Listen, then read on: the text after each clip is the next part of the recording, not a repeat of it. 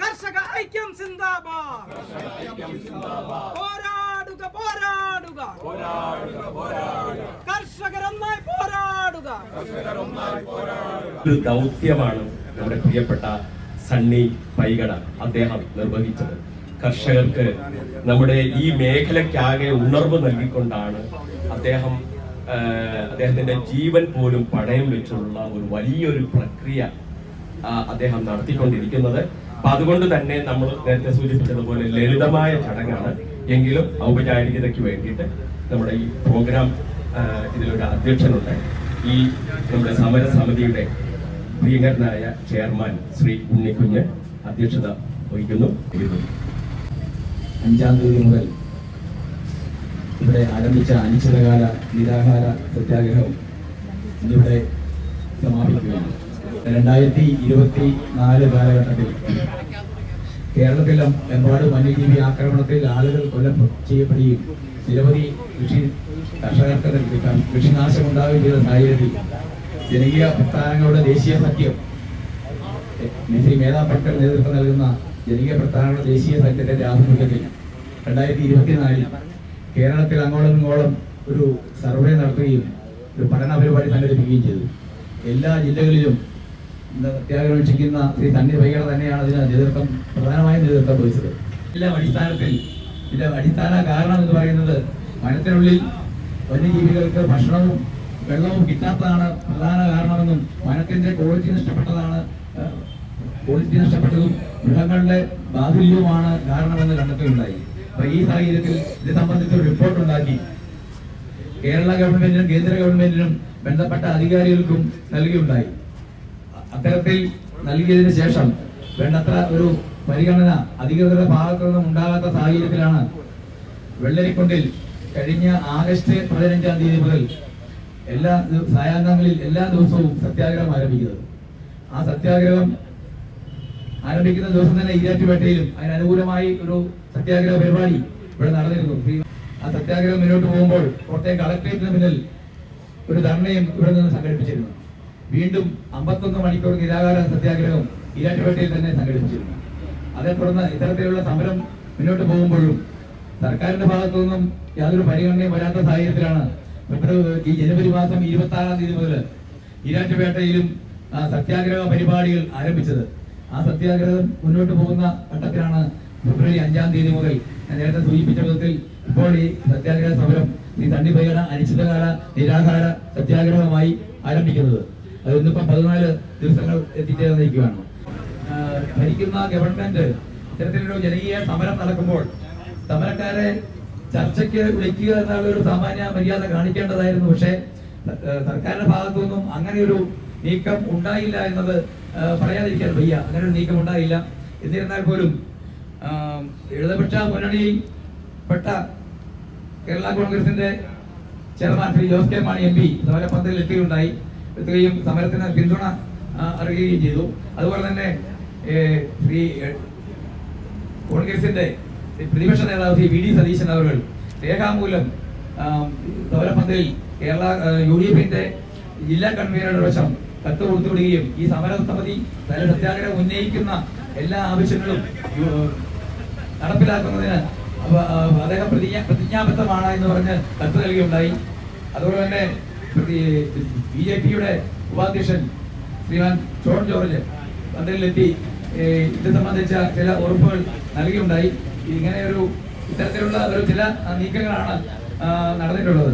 അപ്പം സർക്കാരിന്റെ ഭാഗത്തുനിന്നും വ്യക്തമായ ഒരു ഉറപ്പുണ്ടായില്ലെങ്കിൽ പോലും ഈ സത്യാഗ്രഹം ഉദ്ദേശിച്ച ലക്ഷ്യം എന്ന നിലയ്ക്ക് പൊതുവിൽ സത്യാഗ്രഹത്തിന്റെ ഒരു അടിസ്ഥാനം ജനങ്ങൾ അത് ഏറ്റെടുക്കുകയും ജനങ്ങളുടെ ഒരു ശക്തി ഉണരാണ്. അത് ഈരാറ്റുപേട്ടയെ സംബന്ധിച്ചിടത്തോളം എല്ലാ വിഭാഗം ആളുകളും ഈ സമരത്തിൽ ഇവിടെ വന്ന് പങ്കെടുക്കുകയും സമരത്തിന് പിന്തുണ അർപ്പിക്കുകയും ചെയ്യുകയുണ്ടായി. വളരെ വലിയ ഒരു പിന്തുണയാണ് ഈ സമരത്തിന് ഈരാറ്റുപേട്ടയിൽ ലഭിച്ചത്. അതിന്റെ ഒരു പ്രതിഫലനം കൂടിയാണ് നിരവധി സംഘടനയിൽപ്പെട്ട നേതാക്കൾ തന്നെ ഇപ്പോഴും ഇവിടെ സന്നിഹിതരായിട്ടുണ്ട് എന്നുള്ളത്. അപ്പം ഈ രീതിയിൽ സമരം ആ ഒരു അർത്ഥത്തിൽ സമരം വിജയിക്കുകയും ഈ വിഷയം ജനങ്ങൾ ഏറ്റെടുക്കുകയും ചെയ്ത ഒരു സാഹചര്യത്തിൽ ഈ ആദ്യഘട്ട സമര പരിപാടികൾ ഇവിടെ അവസാനിപ്പിക്കുന്നതിന് സമരസമിതിയും ഈരാറ്റുപേട്ടയിലെ സംഘാടന സമിതിയും വെള്ളരിക്കുണ്ടിലെ സമരസമിതിയും കേരളത്തിൽ മൊത്തം രൂപീകരിച്ച ഐക്യദാർഢ്യ സമിതി കൂടി ചേർന്ന ഓൺലൈനായി ഇന്നലെ കൂടിയ മീറ്റിംഗിൽ തീരുമാനിക്കുകയായിരുന്നു.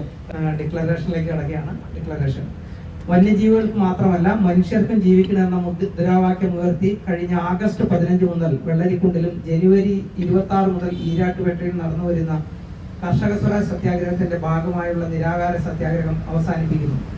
സത്യാഗ്രഹം ഉന്നയിച്ച ആവശ്യങ്ങൾക്ക് നേരെ സംസ്ഥാന സർക്കാർ പുറംതിരിഞ്ഞു നിൽക്കുകയാണ് ചെയ്തത്. കേരളത്തിലെ ജനങ്ങളുടെ ഗണ്യമായ ഒരു പങ്കിനെ ബാധിക്കുന്ന ഒരു പ്രശ്നത്തെ മുൻനിർത്തി അനിശ്ചിതകാല സമരം നടത്തുന്നവരുമായി ചർച്ച നടത്താനുള്ള ജനാധിപത്യ മര്യാദ പോലും സർക്കാർ ഭാഗത്തുനിന്ന് ഉണ്ടാകാതെ വന്ന സന്ദർഭത്തിൽ സമരത്തോട് ഉത്തരവാദിത്വപൂർവ്വം സമ്മതിക്കാൻ പ്രതിപക്ഷം തയ്യാറായിട്ടുണ്ട് എന്നത് ശ്രദ്ധേയമാണ്.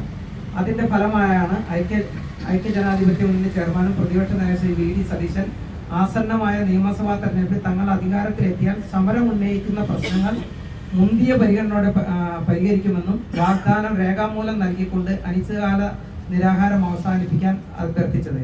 അതുപോലെ തന്നെ മറ്റൊരു പ്രതിപക്ഷ മുന്നണിയുടെ നേതാവായ ബി.ജെ.പി. സംസ്ഥാന ഉപാധ്യക്ഷൻ ശ്രീ ഷോൺ ജോർജ് സമരപ്പന്തലിൽ നേരിട്ടെത്തി കർഷക സ്വരാജ് സത്യാഗ്രഹ സമിതി മുന്നോട്ട് വയ്ക്കുന്ന കാര്യങ്ങളിൽ മിക്കതും തങ്ങളുടെ പ്രകടന പത്രികയിൽ ഉൾപ്പെടുത്തുമെന്നും വന്യമൃഗശല്യത്തിന് പരിഹാരം കാണാനുള്ള വ്യക്തമായ പദ്ധതികൾ മുന്നോട്ട് വയ്ക്കുമെന്നും ആവശ്യം വന്നാൽ 1972 വന്യജീവി സംരക്ഷണ നിയമത്തിൽ ഭേദഗതികൾക്കായി ശ്രമിക്കുമെന്നും വാക്കാൽ ഉറപ്പ് നൽകിയുണ്ടായി. LDF മുന്നണിയെ നയിക്കുന്ന CPM ദാർഢ്യപൂർവ്വം സമരത്തോട് മുഖം തിരിഞ്ഞു നിന്നപ്പോഴും ഘടകകക്ഷിയായ കേരള കോൺഗ്രസ് നേതാക്കൾ സമരപ്പന്തലിലെത്തി പിന്തുണ വാഗ്ദാനം ചെയ്യുകയുണ്ടായി. ഈ സാഹചര്യത്തിൽ വിലയിരുത്തിയ വെള്ളരിക്കുണ്ടിലെയും ഈരാറ്റുപേട്ടയിലെയും സത്യാഗ്രഹ സമിതികൾ ഓൺലൈനായി യോഗം ചേർന്ന് ഈ ഘട്ടത്തിലെ സമരം അവസാനിപ്പിക്കാൻ തീരുമാനിക്കുകയാണ് ഉണ്ടായത്. 6 മാസത്തിലധികമായി നീണ്ടുനിന്ന കർഷക സ്വരാജ് സത്യാഗ്രഹം കേരളത്തിലെ കർഷകർക്ക് നീണ്ടു നിൽക്കുന്ന സമരം ചെയ്യാനാവില്ലെന്ന മുൻവിധിയെ മറികടന്നുകൊണ്ടാണ് ഒരേ സമയം 2 സ്ഥലങ്ങളിൽ സത്യാഗ്രഹങ്ങൾ സംഘടിപ്പിച്ചത്. ഇത് വലിയ തോതിൽ മലയോര കർഷകരുടെ ഇടയിൽ നിലനിൽപ്പിനായി പോരാടാനുള്ള ആത്മവിശ്വാസം വർദ്ധിപ്പിച്ചിട്ടുണ്ട്. മാത്രവുമല്ല, മലയാള കർഷകർ കേരളത്തിലെ വനഭൂമി കയ്യേറിയവരും വന്യജീവികളെ കൊന്നൊടുക്കിയവരുമാണെന്ന ആഖ്യാനത്തെ CAG റിപ്പോർട്ട് പോലുള്ള ആധികാരിക രേഖകളുടെ അടിസ്ഥാനത്തിൽ ഖണ്ഡിക്കാനും സമരത്തിന്റെ ഭാഗമായുള്ള പ്രചരണങ്ങൾക്ക് കഴിഞ്ഞിട്ടുണ്ട്. കർഷക സ്വരാജ് സത്യാഗ്രഹത്തിന്റെ ഭാഗമായി ഡിസംബർ 20 പൂനെയിൽ വന്യജീവി ശല്യമുള്ള വിവിധ സംസ്ഥാനങ്ങളിലെ കർഷകരെ ആദിവാസികളായ സംഘടനാ നേതാക്കളുടെ യോഗം ചേർന്ന് 1972 വന്യജീവി സംരക്ഷണ നിയമ ഭേദഗതിക്കായി പോരാടാൻ ഒരു ദേശീയ ഫോറത്തിനും രൂപം നൽകിയിട്ടുണ്ട്. ഫോറം നേതാക്കൾ കർഷക സ്വരാജ് സത്യാഗ്രഹ പരിപാടിയിൽ സംബന്ധിക്കുകയും സമരത്തെ ദേശീയ ശ്രദ്ധയിൽ കൊണ്ടുവരികയും ചെയ്തു. ഈ സമരം വഴി വർദ്ധിച്ചു വരുന്ന വന്യജീവി ആക്രമണത്തിന്റെ സാമ്പത്തിക പാരിസ്ഥിതിക മാനങ്ങൾ രാഷ്ട്രീയ കേരളത്തിന്റെ ശ്രദ്ധയിൽ കൊണ്ടുവരാനും ഇനി ഇക്കാര്യം അവഗണിക്കാനാവില്ലെന്ന് ബോധ്യപ്പെടുത്താനും കഴിഞ്ഞിട്ടുണ്ട്. ഗാന്ധിയൻ സമരരീതികളാണ് സാധാരണ ജനങ്ങളുടെ അതിജീവന പോരാട്ടങ്ങൾക്ക് ഇനിയുള്ള കാലം ഏറ്റവും അനുയോജ്യമായ മാർഗമെന്ന് കർഷക സ്വരാജ് സത്യാഗ്രഹം വഴി വീണ്ടും തെളിയിക്കപ്പെട്ടു എന്നും ശ്രദ്ധേയമാണ്. വന്യജീവികൾക്ക് മാത്രമല്ല മനുഷ്യർക്കും ജീവിക്കണമെന്ന മുദ്രാവാക്യം ഉയർത്തിയുള്ള ഈ പോരാട്ടത്തിന്റെ 1ാം ഘട്ടം മാത്രമാണ് ഇവിടെ അവസാനിപ്പിക്കുന്നത്. കൂടുതൽ തയ്യാറെടുപ്പോടെ അടുത്ത ഘട്ടം പ്രവർത്തനങ്ങൾക്ക് നേതൃത്വം നൽകാൻ അഡ്വക്കേറ്റ് ജോൺ ജോസഫ് ചെയർമാനായും സണ്ണി പൈക്കട കൺവീനറായുള്ള 17 അംഗ അഡ്വോ കമ്മിറ്റിക്ക് രൂപം കൊടുത്തിട്ടുണ്ട്. താമസം വിന കമ്മിറ്റി യോഗം ചേർന്ന് അടുത്ത ഘട്ടം പ്രവർത്തനങ്ങൾക്ക് രൂപം നൽകും. ഈ സമരത്തിന് മാധ്യമങ്ങളും വിവിധ സാമൂഹിക സാംസ്കാരിക സംഘടനകളും വലിയ പിന്തുണയാണ് നൽകിയിട്ടുള്ളത്. ഈ വിഷയത്തിന് ശാസ്ത്രീയവും സുസ്ഥിരവുമായ പരിഹാരം ഉണ്ടാക്കുന്നതിൽ കേരളീയ പൊതുസമൂഹം ഉണർന്നു പ്രവർത്തിക്കേണ്ട സമയമാണിത് എന്ന കാര്യവും ആദ്യഘട്ട സമരം പിൻവലിക്കുന്നതോടൊപ്പം വ്യക്തമാക്കുന്നു. ഇവിടെ സംഘടിപ്പിക്കുന്നതിന് വലിയ പങ്ക് വഹിച്ചിട്ടുള്ള ആദരണീയരായ സുഹൃത്തുക്കൾ, ഞാനിവിടെ ഒരു ഉപകരണം മാത്രമാണ്. അതായത് ഈ സത്യാഗ്രഹത്തിന് സത്യഗ്രഹത്തെ ശ്രദ്ധേയമാക്കിയത് ഇതിൻ്റെ സംഘാടന രംഗത്ത് പ്രവർത്തിച്ച സുഹൃത്തുക്കൾ. തീർച്ചയായും ഈ പ്രശ്നത്തിൻ്റെ സവിശേഷമായ ഒരു പ്രാധാന്യമാണ് യഥാർത്ഥത്തിൽ ഈ സമരത്തിലേക്ക് ആളുകൾ ഒഴുകിയെത്താൻ പ്രേരണയായത്. അപ്പോൾ ഇത്തരത്തിലുള്ള ഒരു ജനകീയ പ്രശ്നത്തിന് പരിഹാരം കാണുന്നതിന് വേണ്ടിയുള്ള ദീർഘകാല പോരാട്ടങ്ങളുടെ ഭാഗമായി ഒരു ഘട്ടത്തിൽ ഈ ഒരു വിധത്തിലുള്ള അനിശ്ചിതകാല നിരാഹാര സത്യാഗ്രഹം അനുഷ്ഠിക്കുന്നതിനുള്ള ഒരു ഉപകരണമായി അല്ലെങ്കിൽ അതിനുള്ള ആ ഒരു നിലയ്ക്കുള്ള ഒരു ദൗത്യം ഏറ്റെടുക്കാൻ നിയോഗിക്കപ്പെട്ട ഒരാൾ എന്ന നിലയിൽ ഞാൻ അഭിമാനത്തോടെയാണ് ഈ ഒരു നിരാകാര സത്യാഗ്രഹം അവസാനിപ്പിക്കുന്നത്. ഈ കാര്യത്തിൽ സഹകരിച്ച മുഴുവൻ ആളുകൾക്കും ഈ ഘട്ടത്തിൽ ഒറ്റ വാക്കുകൾ മാത്രം വിശദമായ നന്ദി പറയുന്നു.